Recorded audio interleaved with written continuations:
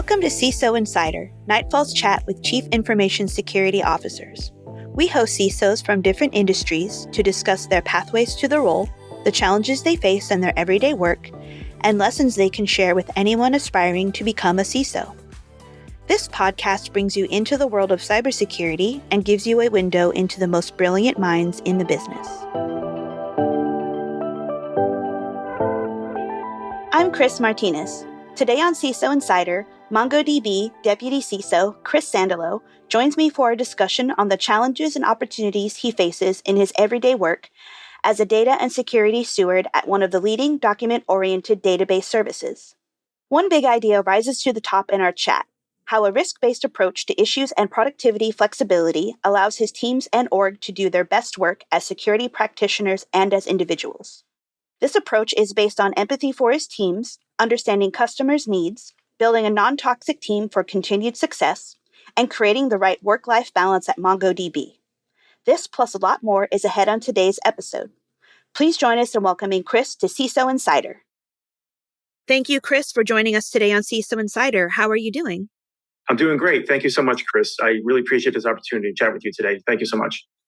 So you've had a really interesting career path from the Army to financial services and now to the document-oriented database space. So how has this career path impacted how you approach data security? So I'll start a little bit with sort of how I started out. From the college perspective, I went to school for electrical engineering.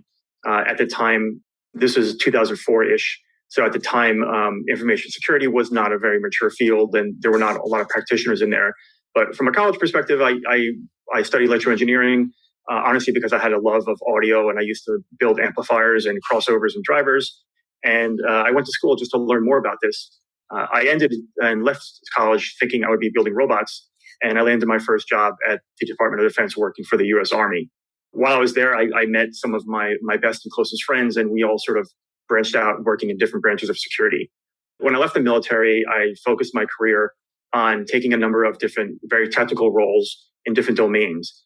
And my general idea was that me as an individual, if I can understand the technical nuances of a particular domain, later on, when I'm in a more senior management role, I could probably make better decisions in those areas. So I took roles that gave me experience in different domains, particularly areas like incident response, automation, which got me into coding and scripting, offensive security like network and web app pen tests, which taught me a lot about SDLC maturity and how to attempt to eliminate classes of problems. And then I stepped into the startup world where I was MongoDB's first security hire. And over time, MongoDB allowed me to grow into a leadership role where I could sort of take my knowledge from different domains and apply them into a leadership perspective. So I've sort of seen large resource orgs and how they manage security, as well as very, very small companies and startups and how they manage security, as well as the different types of leaders in those organizations and what they've done right and what they've done wrong. So I guess to sort of sum it all up, I tried to look at a bunch of different environments and how they're approaching the security problem and sort of take what's best out of those environments and avoid what was the worst. And again, from my own personal perspective, I liked digging into very technical domains and then sort of using that knowledge to make sure that later on in life, I could allow subject matter experts to control domain on their own. And meanwhile, I would just have less of a handhold on top of that. How does your team maintain visibility and security of critical data for the entire company? So I think it's really important to focus on relationship building and nurturing those relationships. So while I might not be aware of all the assets out there, somebody is. So it's really important to find ways to connect those people and nurture their relationship. One thing that I always talk to my colleagues about, and particularly the people on my team, is that you must desire for your colleagues to succeed. We don't need to be people's best friends, but it's really important to understand what success means for them, understand those teams' processes, their perspective, and their role. And if you have this information, it's easier to create a relationship with someone in a non-combative way so that they're comfortable sharing information with you. And I felt that's really, really helpful just to understand what's out there and to sort of maintain visibility and make people comfortable working with us. Secondly, we also invest in a security championship program. And I found this to be really, really helpful, again, to sort of connect our team with others out there that have a security interest. So at MongoDB, we specifically speak with people across multiple different departments, and we engage with them regularly and utilize this relationship, again, for info gathering, focus training, as well as proof of concepts or pilots amongst a group of people that have some passion for security. And lastly, this is sort of sounds obvious, but it's really, really important to be aligned with business objectives. So thinking about the direction of where the business is going and sort of expanding upon that and understanding if we make a certain product decision or a certain change, what does that mean to the security posture of the product? What does that mean to our current plans? And does it impact our capabilities at all? The common theme here is really relationships and making sure that you nurture those relationships and understand the perspective of the people you're working with. Where are the biggest hotspots or areas of concern for data security in your org? And you can be general, like specific code repos or databases, or actually naming the apps. Yeah, this is a great question. I think personally, I think third-party vendor management is a problem, not only for us but for everyone, and in particularly having some level of continuous monitoring of that relationship with third parties. So if we think about security products back in the day or products in general, you generally had the concept where you could bring a software product on premise. And if that was in your environment, you had some level of control about how you could operate that product, maintain it, put security controls around it. But nowadays, many products simply aren't available on premise, or we don't want to maintain them on premise. So you're stuck with having to accept the security constraints of a SaaS vendor and what they have in place. This often means you might be stuck in a situation where a vendor is business critical, but you're unhappy with their security posture, and you need to make a risk decision and determine if there's other ways you can sort of limit that risk. This sometimes can be very difficult to have a realistic business discussion around, just again, given the difficulty in how we can monitor the security practices of a third-party vendor. So in addition, I think commingling and conflating work and personal life is also a hotspot for me, or a typical concern. And of course, this is due to the current COVID situation and the work from home posture many companies have adhered to. So in particular, I think I'm worried about employee burnout. And as the line between work and life becomes a little bit grayer and a little bit muddier, it's really hard to get assurance that people are taking time for themselves and not burning out too much. So I have a personal concern around that for not only my own team, but other people, just to make sure that they are able to sort of draw those boundaries. And sort of related to that is, of course, when you're working from home, you might not always be using corporate assets. You might be using your own devices at home because it is your own home. So this creates situations where, as a parent, perhaps you have a computer where your children are playing games on, and maybe you want to hop on there and check an email really quickly. Understanding if there's a risk behind that is not always apparent to people working from home. And from a corporate security perspective, we have to make decisions on whether we want to permit that or not. Do we want to force employees to work in a particular manner? Or do we want to give them some productivity and flexibility, especially during these challenging times? So those create some situations where we may have to get more comfortable with situations we haven't been in the past, or think of interesting creative solutions to sort of reduce the risk around those situations.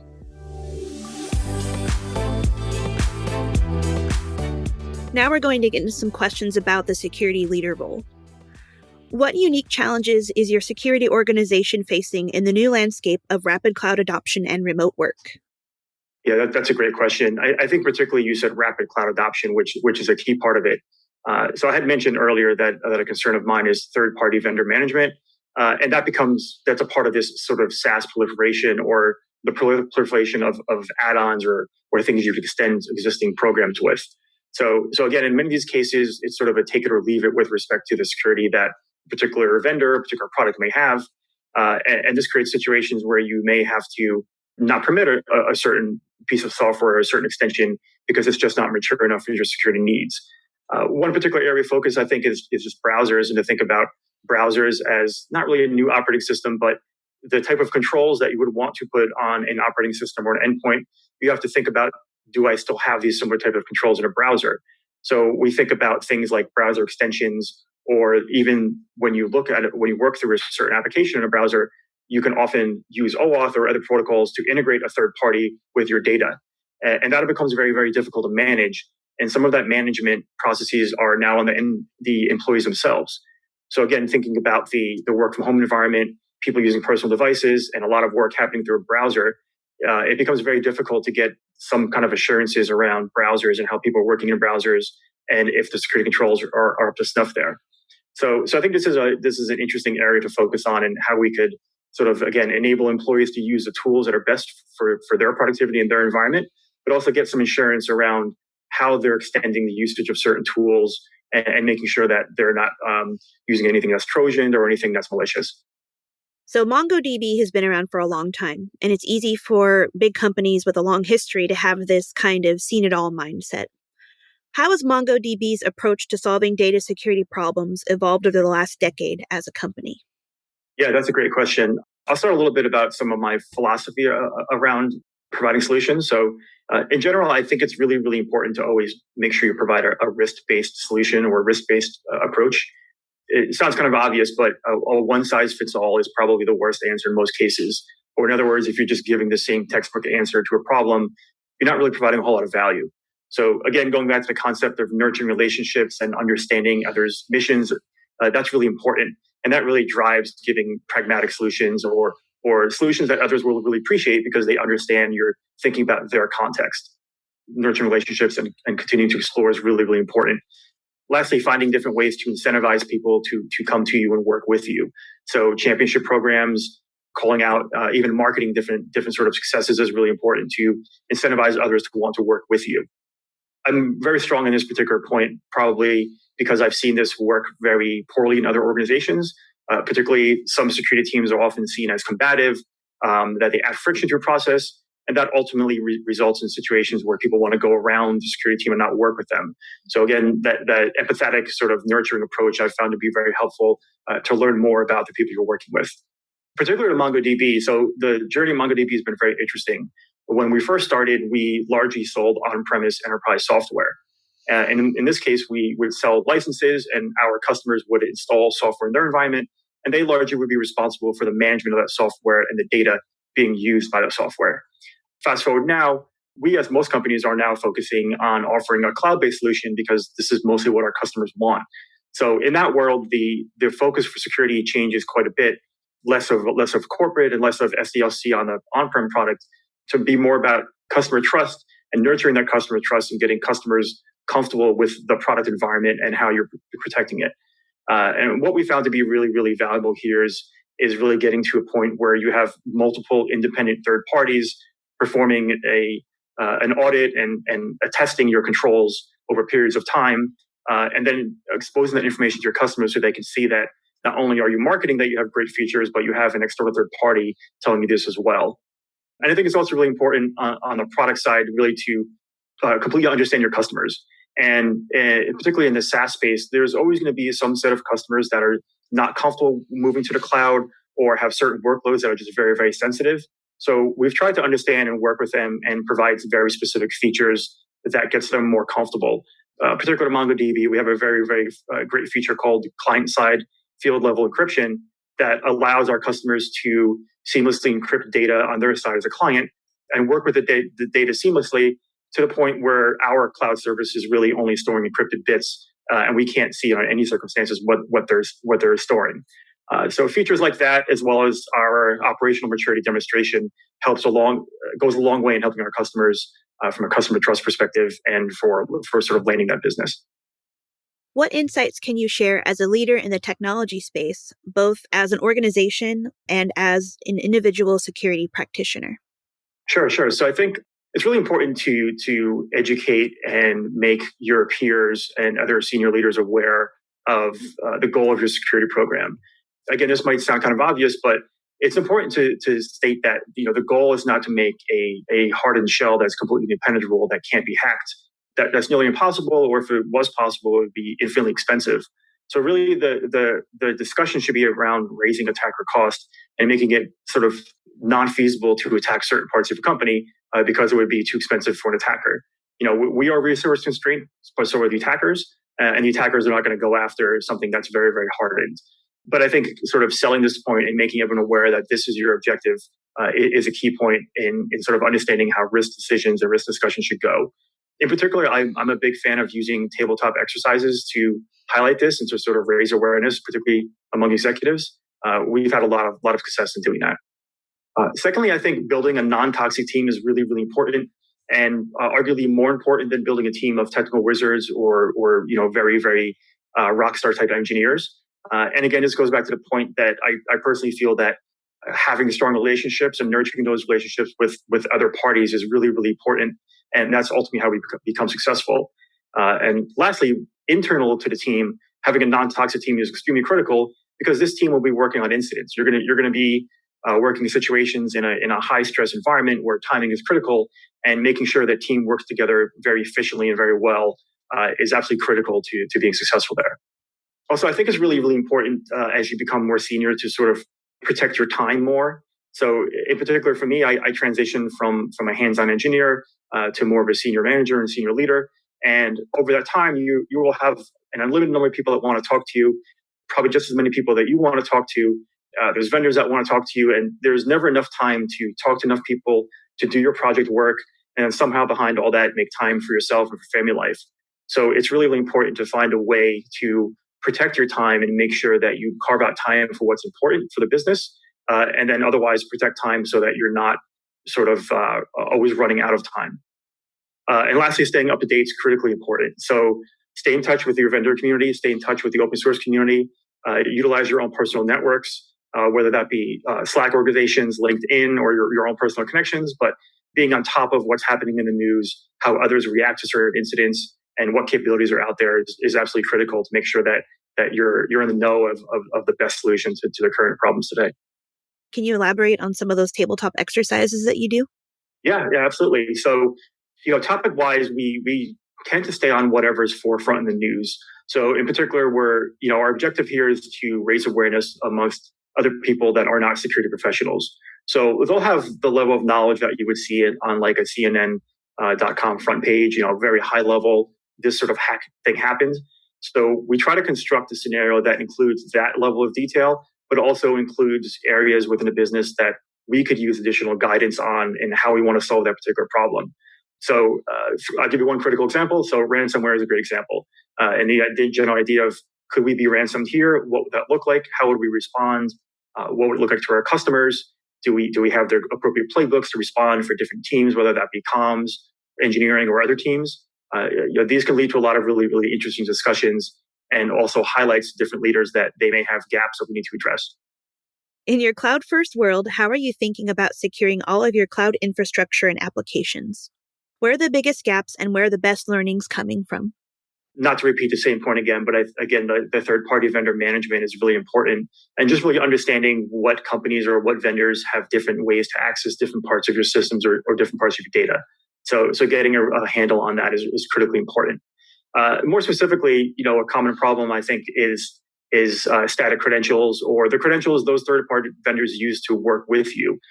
In particular, in many cases, we simply have to deal with static credentials, and that creates a number of problems. We have to worry about how the vendor is protecting that, even internally when we have employees that have access to this information as part of their job, making sure that joiners, leavers, and movers, when people join, move, or leave a certain team, that those credentials are rotated. And getting a good operational maturity around that is really important. If it's very expensive for you or for an engineering team to rotate credentials, it's probably not going to happen. So it's important to have those discussions ahead of time so we can create processes to make this seamless when it needs to happen. And again, I think I've mentioned asset discovery a couple of times. We can't secure what we don't know about, so it's really, really important to make sure that you're aware of the tools and services your company is using. On that note, it's sort of important to reinforce that shadow IT or employees sort of spinning up and using their own services cannot be permitted. Culturally, that should not be permitted because it's not something you can control. And on that note, I think we've seen a lot of success integrating closely with our procurement processes. So long story short, if you want to get something paid for, insert triggers in there so that the security team is aware of things. So we can follow up in case something new comes about that we weren't aware of. What's one hidden or lesser known skill that security leaders really need to excel in their work on the security side and as a successful manager and coworker? Yeah, that's a great question. I personally consider that most cybersecurity problems in all domains are to this day unsolved. We have a bunch of tools and a bunch of ideas about how we can reduce risk, but the problems still exist and they don't necessarily go away. There's any number of examples of companies who have spent billions and they still get popped in very creative ways. So I think it's important to think about that and realize that these are unsolved problems, and then think about the type of people that we would need to try to think about different ways to solve these problems. And essentially where I'm going is we should try to hire people that have different backgrounds and different perspectives, because if we hire people that all have the same mindset, we shouldn't expect to get different ideas or creative ideas. So I personally like to hire on personality and passion first, and the technical experience after that, because I really want to understand if someone's passionate about a particular area, they're going to be thinking about it more and in a different way than someone who's not. And again, from a personality perspective, if they're the type of person that's comfortable sharing this information and working with others, it will lead to creative solutions. Long story short, I sort of avoid a monoculture of the same type of people, and I have found that leads to better solutions.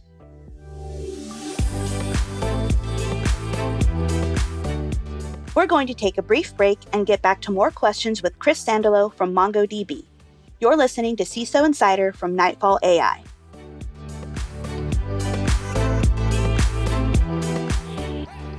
Nightfall DLP is the industry's first cloud-native data loss prevention solution designed for high-growth companies securing sensitive data across cloud apps like Slack, GitHub, and Google Drive. Traditional data security solutions are painful to implement, require heavy overhead, and have high false positive rates. Nightfall customers are up and running in minutes with our library of machine learning detectors to protect PII, PHI, and other industry-specific data. Our developer-centric platform allows security teams to configure content inspection as code for customizable data protection. Learn more at cisoinsider.com/nightfallai.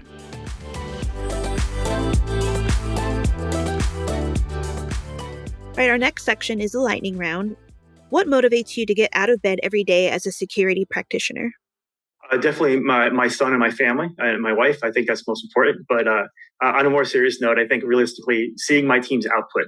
I get really, really proud of my team and the fact that sometimes I just pass a very high-level objective or a vision to them, and they run with it, and seeing the output of what they've come is extremely rewarding and satisfactory. So I'm happy to have quite an amazing team working with me, and I'm just really excited to see the sort of output that they're able to deliver.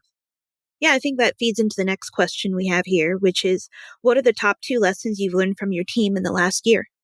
Yeah, I think without a doubt, the dedication of the team has always impressed me. So when push comes to shove, the team always delivers. I mentioned earlier, inevitably there will be incidents or situations where you need people to chime in and drop other things to work on it. And this has always worked really, really well. And the team has always impressed me. Particularly building out a team during COVID in a situation where you're working with people that you've never met in person, where they've never been to an office in person. I had some concerns about how do we make sure that these people know the proper ways to work remotely or know the proper ways to work on an incident when it is high severity.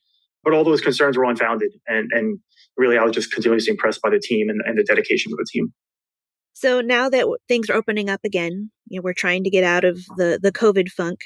What security-oriented conferences are you looking forward to returning when things start opening up again? And which ones do you typically get the most value out of? Yeah, that's a great question. I think it probably differs a little bit for everyone. Me personally, I'm looking forward to going to Black Hat this year. It's been a number of years since I've gone to Vegas for this. I know some people burn out from the Vegas perspective, but I'm looking forward to going back and seeing old friends and connecting there. But generically, I think when it comes to conferences, I get a lot of value out of walking the perimeter of the vendor expo area. And I particularly call out the perimeters because those are generally the smaller booths with the newer companies. And I think that's where you're going to see a lot of new ideas. The larger, huge booths in the center, those tend to be things you're already aware of. So I like to talk to sort of the newer players in town and see where they're going. Regarding conferences and the content in conferences, I think a lot of the high-level talks are sort of rehashes or abstracted. So there's often not things that are actionable that come out of things like keynotes, maybe just some thought leadership type things. But I think it's more important to think of conferences as a training and a networking exercise for your staff or for the people on your team. It's a good way where I think you can have your team network and meet people outside your company and just sort of expand your network with them and sort of help them out in their careers. Which podcasts or books have you read lately that you can recommend to our listeners? Yeah, so I'll give a generic answer for this one because I think everyone's very, very has very different opinions on books or sort of how to consume content. So I think the most important thing here is, again, just making sure you're staying up to date with what's going on in the world. Some people like Twitter, some people like LinkedIn, some people like their own networks. But really the most important thing is to find what works best for you and where you find the most value. And then carve out time for that. Make that part of your weekly routine. Make sure you have time to stay up to date. And don't treat it as a thing that you should do in your personal time or you should do elsewhere because it'll probably end up being dropped. That's really good advice. a lot of the time when we think about personal enrichment for work, we don't put it into our work schedule, even though it is part of what we're doing at work. Yeah, you're very right. I mean, that a lot of people do that, and I guess it's part of like the hustle type thought where you always have to be working 24/7, and even when you're at home, you should be working and think about things. I think that works for some people, and maybe it works for some people at certain points in their life, but it could be unsustainable. So I think it's more realistic and more pragmatic to just build this part into your work day so that you have time for it. Because again, it is important. It's very critical. So you should block out time for it as opposed to leaving it to something that you'll just do when you have copious free time. Do you have anything you'd like to promote, like your personal social media channels like LinkedIn or articles you've written or anything else you want to share? I don't have anything personal to promote, but I do have our company perspective. We have our conference coming up soon. MongoDB Live is July 13th and 14th coming up. So I encourage people to register for this. It's free. And we have a lot of really interesting announcements coming up. So please join us at MongoDB Live. Awesome. So is that going to be a virtual conference? Yes, it'll be virtual July 13th and 14th. Excellent. So yeah, definitely check for that in the show notes. I'm going to be there because that sounds awesome. So before we wrap up here, Chris, I'd like to know if there's anything else you'd like to add or say to our listeners. Great. Nothing to add for now. Thank you so much, Chris. This has been really great. I really appreciate your time today. And again, of course, for the opportunity to allow me to speak. I guess I'd just like to end that, anyone listening to this, if you'd like to contact me and talk more on any of these topics, I'd love to do so. You can feel free to contact me on LinkedIn and we can continue the conversation there. So thank you again. All right. Thank you so much. Chris Sandulow here, Deputy CISO at MongoDB. Definitely check our show notes for his contact information. And thank you so much for joining us. Thank you again. Thanks for listening to CISO Insider, a podcast created and sponsored by Nightfall AI, the industry's first cloud-native data loss prevention solution. If you're enjoying the show, please leave us a review and rating on Apple Podcasts. The ratings and reviews help more people find us. Special thanks to Wendell Topper for podcast production support. Learn more about Wendell's work at www.createch.us. That's CREATEK.us. Follow Nightfall on Twitter, Facebook, LinkedIn, and Instagram at Nightfall AI. That's Nightfall AI. And email us at marketing@nightfall.ai with questions, feedback, and suggestions about CISO Insider, including suggestions for CISOs you'd like to hear from. Stay safe out there, and we'll see you again next time.